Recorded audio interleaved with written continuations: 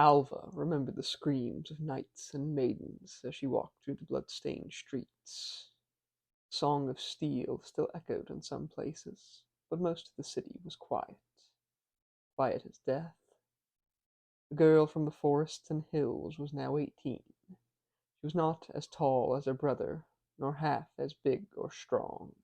She was light on her feet, and all but danced through the chaos Aki and his rebels had left in their wake.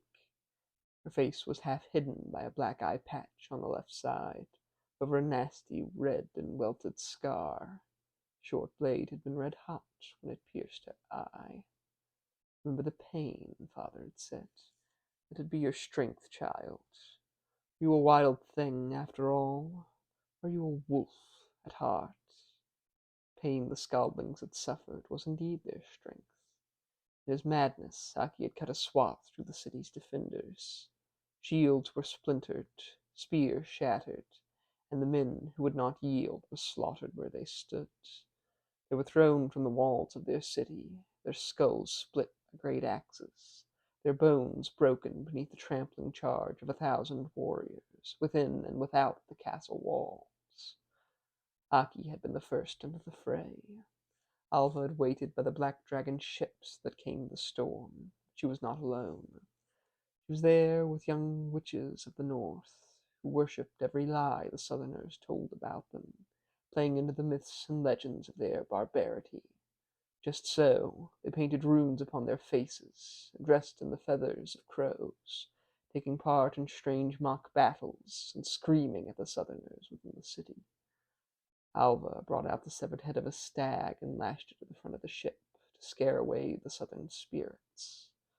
Witches partook of mushroom ale and saw the strangest things. They spoke of iron men in iron armor. They spoke of stars and shadows and demons from the south. They spoke of war and death and darkness and snows in the summer. Alva dared not drink the mushroom ale herself.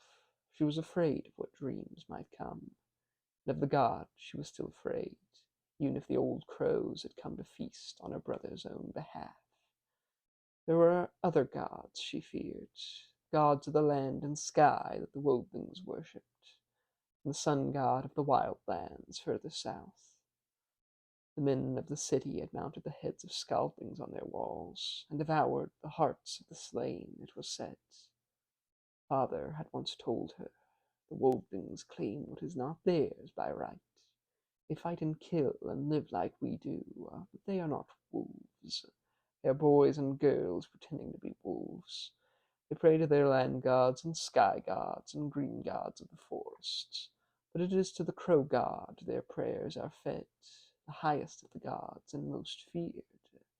It is to the Scaldlings they'll pray in the end, for the suffering they've caused us. Warriors, Alva cried, do we not command the sea? They had gathered on either side of the street. They beat their shields with the hilts of their swords and the hafts of their long spears. Do we not command the wind and rain?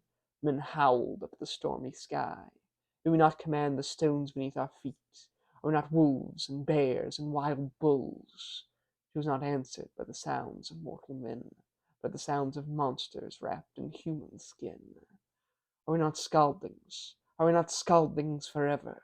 The men howled, howled until the clangor hurt her ears and made her smile.